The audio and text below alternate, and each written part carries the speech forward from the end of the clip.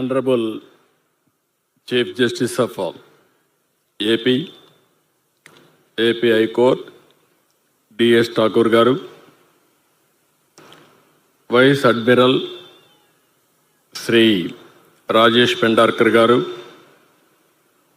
Eastern Naval Command, ముఖ్యమైన అధికారులు, విశాఖపట్నంలో అందరినీ చూస్తున్నాను. ఎన్నోసార్లు వచ్చాను కానీ ఈరోజు మిమ్మల్ని చూస్తూ ఉంటే చాలా ఆనందంగా ఉంది. ఒక పక్క సముద్ర అలలు, ఇంకొక పక్కన మనం చూస్తే మనం అందరం కూడా మైపరిపించే విధంగా అద్భుత విన్యాసాలని నేవీ దళమంతా కూడా చూపించారు. వారందరికీ మనస్ఫూర్తిగా నేను అభినందనలు తెలియజేసుకుంటూ, ఇక్కడుండే ప్రతి ఒక్కరు కూడా గట్టిగా మీ యొక్క అభినందనలు తెలియజేయాల్సిన బాధ్యత మనందరి పైన ఉంది.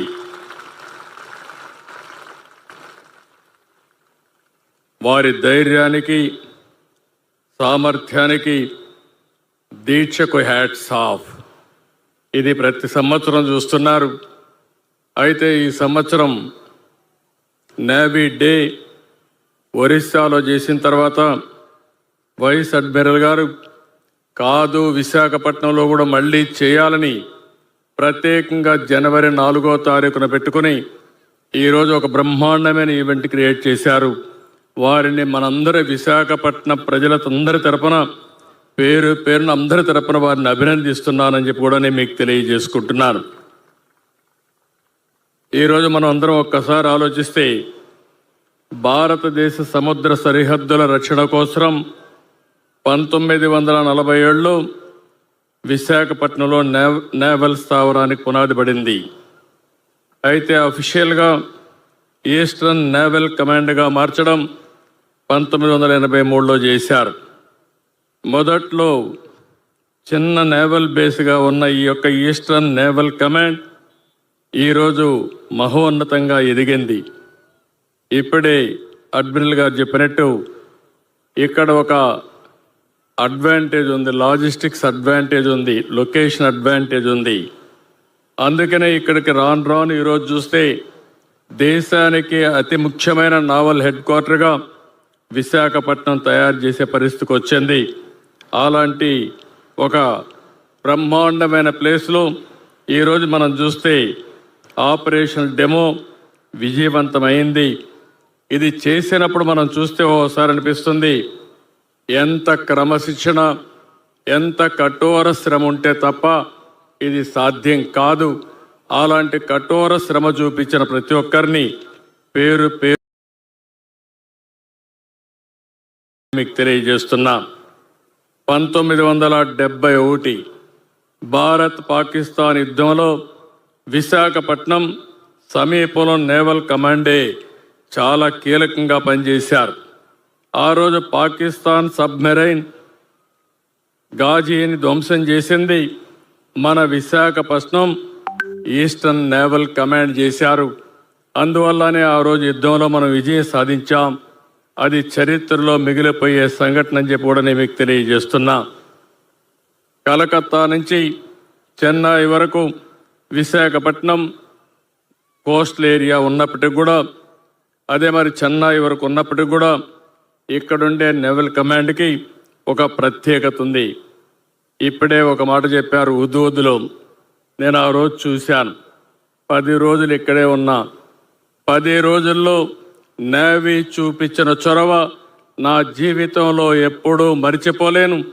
అందుకే ఈరోజు విశాఖపట్నాన్ని మనం ఒకసారి చూస్తే ఉదోదు కంటే ముందు, ఉదో తర్వాతని మనం కంపేర్ చేసుకునే పరిస్థితి వస్తుంది.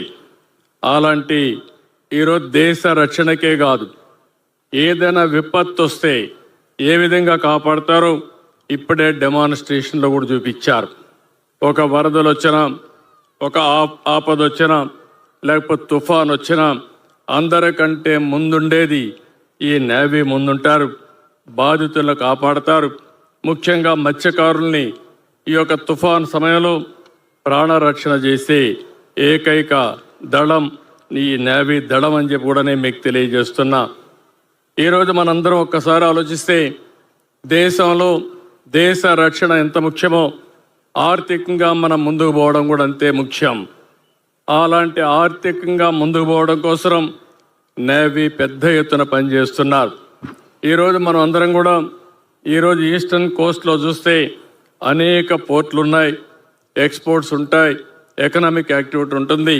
దీన్ని పరిరక్షించే బాధ్యత వీళ్ళు తీసుకోవడం చాలా సంతోషం అని చెప్పి కూడా నేను మీకు తెలియజేస్తున్నా. అలాంటి ఈస్టర్న్ నేవల్ మన దగ్గర ఉండడం మన అందరి అదృష్టంగా భావిస్తున్నాను. విశాఖపట్నాన్ని చూస్తున్నాను. నేను ఎన్నిసార్లు విశాఖపట్నానికి వచ్చినప్పుడంతా మీ అభిమానం చూస్తున్నా. మీరు చూపించే అభిమానం నా జీవితంలో ఎప్పుడూ మరిచిపోలేనని చెప్పి మరొక్కసారి విశాఖపట్నం ప్రజలందరూ కూడా విజ్ఞప్తి చేస్తున్నారు. విశాఖ అంటేనే ఒక ప్రశాంతత, విశాఖ ప్రజలంటేనే ఒక మంచితనం, నీతి, నిజాయితీ, క్రమశిక్షణ మారు పేరు విశాఖపట్నం అని చెప్పి కూడా నేను మీకు తెలియజేస్తున్నా. ముంబై దేశానికి ఏ విధంగా అయితే ఆర్థిక రాజధానో మన విశాఖపట్నం ఆంధ్రప్రదేశ్ రాష్ట్రానికి ఆర్థిక రాజధాని. రాబోయే రోజుల్లో విశాఖపట్నం ఒక మేటైన నగరంగా తయారవుతుంది. దాంట్లో ఎవ్వరికి అనుమానం అవసరం లేదని చెప్పి కూడా నేను మీకు తెలియజేస్తున్నా. ఒక ఫైనాన్షియల్ క్యాపిటల్గానే కాదు, ఒక నాలెడ్జ్ హబ్గా తయారై టూరిజం క్యాపిటల్గా విశాఖపట్నాన్ని మనం తయారు చేసుకుంటాం. పోర్ట్లు ఉన్నాయి, ఎయిర్పోర్ట్ వస్తూ ఉంది. ఇప్పటికే మీరు చూస్తే విశాఖపట్నంలో అతిపెద్ద పోర్టు విశాఖపట్నం ఉంది. పక్కనే గంగవరం పోర్ట్ ఉంది. ఇంకొక సంవత్సరంలో భోగాపురం ఎయిర్పోర్ట్ వస్తుంది. అదే కాకుండా మెట్రో కూడా ప్రారంభిస్తాం. ఇవన్నీ చేసుకోగలిగితే రాష్ట్రాన్ని ఒక మ్యారిటైమ్ గేట్వేగా తయారు చేయడానికి అన్ని అవకాశాలు ఉన్నాయి. ఈ నెలలోనే మొన్నే మీరు చూస్తే గూగుల్ అయితే డేటా సెంటర్ పెట్టడానికి ముందుకొచ్చి ఒక MOU చేశాం. విశాఖపట్నంలో పెద్ద ఇన్వెస్ట్మెంట్ గూగుల్ పెట్టే పరిస్థితికి వచ్చారు. ఇప్పుడే TCS ముందుకొచ్చారు. ఇలాంటి IT కంపెనీస్ పెద్ద ఎత్తున రాబోతున్నాయి. రేపు 8వ తారీఖున ప్రధానమంత్రి గారు వచ్చి రైల్వే జోన్కు ఫౌండేషన్ ఇస్తున్నారు. అదే మాదిరిగా విశాఖపట్నంలో గ్రీన్ హైడ్రోజన్కి ఫస్ట్ ప్రాజెక్ట్ ఏదైతే NTPC ఆంధ్రప్రదేశ్ గవర్నమెంట్ ద్వారా జెన్కో ఇద్దరు కలిసి జాయింట్ వెంచర్కి ఫౌండేషన్ వేసే పరిస్థితికి వచ్చారు. ఇదే మాదిరిగా గోదావరి నీళ్లు కూడా ఈ సంవత్సరం అనకాపల్లికి వస్తాయి. రాబోయే సంవత్సరం విశాఖపట్నానికి తీసుకొస్తామని చెప్పి కూడా నేను మీకు తెలియజేస్తున్నాను. ఈరోజు ఈ విశాఖపట్నాన్ని ఒక నాలెడ్జ్ సిటీగా తయారు చేయడానికి ఈ ప్రభుత్వం కట్టుబడి ఉన్నాం. నేను ఒకటే ప్రతి ఒక్కరికి విజ్ఞప్తి చేస్తున్నా. టెక్నాలజీలో మనం ముందున్నాం. ఆర్టిఫిషియల్ ఇంటెలిజెన్స్ ఉంది, డీప్ టెక్నాలజీ ఉంది. ఒక ఆంటర్ప్రెన్యూర్ తయారు చేయడం తెలుగుదేశం పార్టీ NDA ప్రభుత్వం యొక్క అభిష్టం అని చెప్పి కూడా నేను మీకు తెలియజేసుకుంటున్నాను. ఈరోజు మనం ఇక్కడ చూసాం, నేవీ విన్యాసాలు చూసాం, ఒక ఇన్స్పిరేషన్ పొందాం. ఇప్పుడు చూస్తే మన నేవీ రిక్రూట్మెంట్ పెడితే విశాఖపట్నం నుంచే ఎక్కువ మంది నేవీలో సెలెక్ట్ అయ్యే పరిస్థితి వస్తున్నారంటే దానికి కారణం వారు చూపించిన ఇన్స్పిరేషన్ అని చెప్పి కూడా నేను మీకు తెలియజేసుకుంటున్నాను. ఇంకొక పక్క ఇక్కడికి వచ్చినప్పుడు నేను చెప్పకపోతే బాగుండదు కాబట్టి తొందరలోనే మెట్రో రైలు వస్తుంది. ఇక్కడ అరకు కాఫీ ప్రపంచవ్యాప్తంగా మనం ప్రమోట్ చేసే పరిస్థితికి వచ్చాం. విశాఖపట్నం స్టీల్ ప్లాంట్ కూడా పరిరక్షించుకుంటున్నాం. అదే సమయంలో విశాఖపట్నంలో అతి పెద్ద ఆకర్షణగా ఉన్న కురుస్వర సబ్మెరైన్ మ్యూజియం కూడా మనం ఏర్పాటు చేసుకునింది 2002 ఆగస్టులో ఏర్పాటు చేసుకున్నాం. అదే సమయంలో 2017లో 14 కోట్లు ఖర్చు పెట్టి TU-142 ఎయిర్ క్రాఫ్ట్ మ్యూజియం ఏర్పాటు చేసుకున్నాం. ఆ రోజు ఆలోచించాం, INS విరాట్ని యుద్ధ నౌక కూడా ఇక్కడ తీసుకొచ్చి టూరిజాన్ని ప్రమోట్ చేయాలనుకున్నాం. అది మిస్ అయ్యింది. మళ్ళీ అలాంటి అవకాశం వస్తే ఆ అవకాశాన్ని కూడా ఉపయోగించుకుంటామని చెప్పి నేను మీకు తెలియజేసుకుంటున్నాను.